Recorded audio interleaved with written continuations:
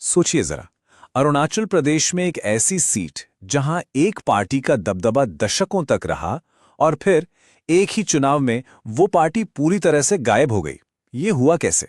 आज हम बोरदुरिया बोगापानी के चुनावी नतीजों का एक गहरा विश्लेषण करेंगे और इस राजनीतिक भूचाल के पीछे की असली कहानी को समझने की कोशिश करेंगे।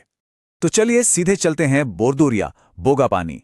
देखिए, ये सिर्फ एक एसटी रिजर्व सीट नहीं है, ये तुत्सा और नोक्ते जनजातियों का घर है। यहाँ की मिट्टी में राजनीति और संस्कृति इस कदर घुले मिले हैं कि हर चुनाव अपने आप में एक अलग ही कहानी कहता है। हम इस पूरी कहानी को 5 हिस्सों में समझेंगे।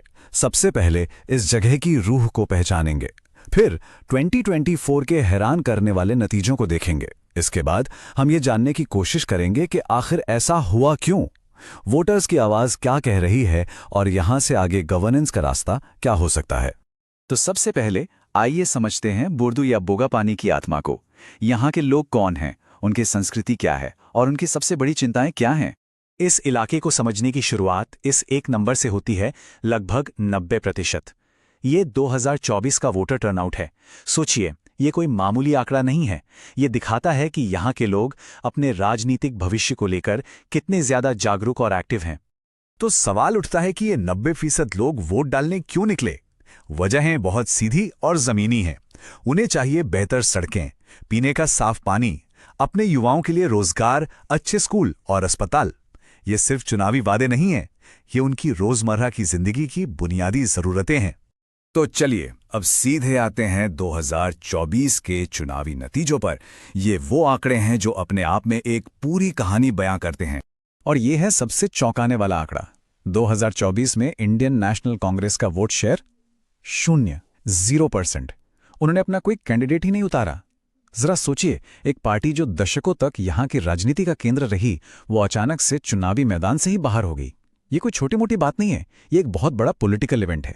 तो सवाल है, ये सारे वोट आखिर गए कहां? इसका जवाब हमें इस चार्ट में मिलता है। पूरा का पूरा वोट बैंक बीजेपी और उसके सहयोगी दलों मतलब एनसीपी और पीपीए के बीच में सिमट गया। इन तीनों ने मिलकर लगभग पूरे इलेक्टोरेट पर कब्जा कर लिया। और हां, जब हम इन आंकड़ों को देखते हैं तो ये जरूरी हो जाता है कि हम सूचित हो जिम्मेदार सार्वजनिक संवाद को बनाए रखें। यही तो हमारे संविधान का मूल भाव है। अब जरा इन आंकड़ों पर नजर डालिए। कुल मतदाता करीब 9,100, जिनमें से 8,200 से ज्यादा लोगों ने वोट दिया। और जीत का मार्जिन देखिए, 1,452 वोट। ये एक बहुत ही निर्णायक जीत थी। इसने साफ कर दिया कि राजनीतिक हवा का रुख पूरी तरह से बदल चुका है। ये टाइमलाइन इस पूरी कहानी को और भी साफ कर देती है। देखिए, 2024 का नतीजा कोई धीरे धीरे हुई गिरावट नहीं थी, ये एक झटके में आया भूचाल था।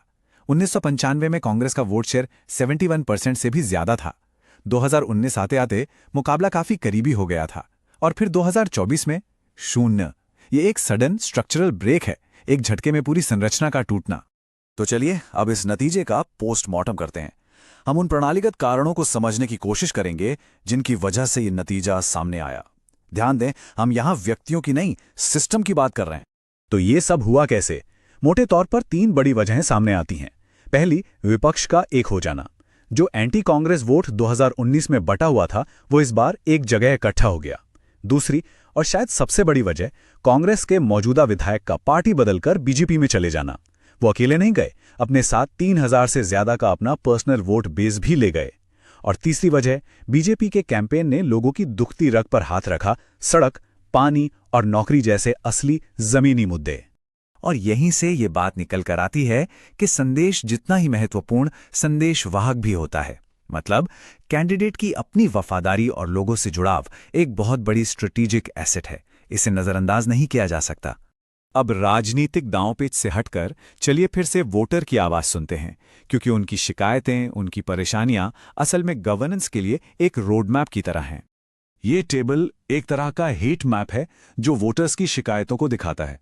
आप देख सकते हैं, सड़क, पीने का पानी और युवाओं के लिए रोजगार, ये सबसे हाई प्रायोरिटी वाले मुद्दे हैं।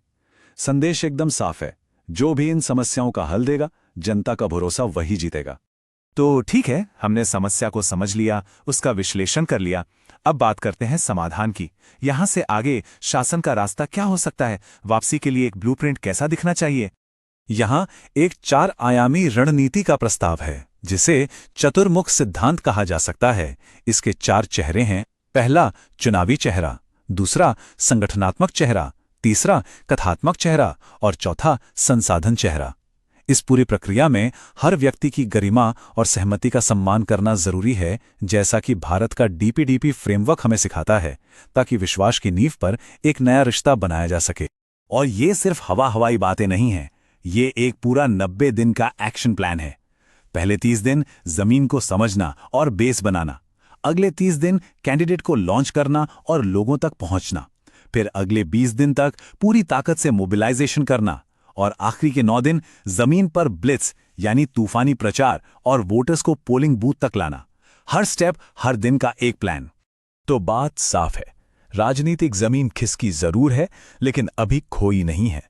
जनता का भरोसा वापस जीतने का रास्ता बिल्कुल साफ है। अब सवाल बस ये है कि क्या कोई उस रास्ते पर चलने का फैसला करेगा। बोर्दू बालदुरिया बोगापानी का भविष्य इसी एक सवाल के जवाब में छिपा है। अगर आप एक जन केंद्रित नेता बनना चाहते हैं और अपने निर्वाचन क्षेत्र का उत्थान करना चाहते हैं तो blueprintstrategies.ai से mgr@blueprintstrategies.ai पर संपर्क करें या 80 से जो 20 441 1602 पर कॉल करें। राजनीति से परे एक उद्देश्य।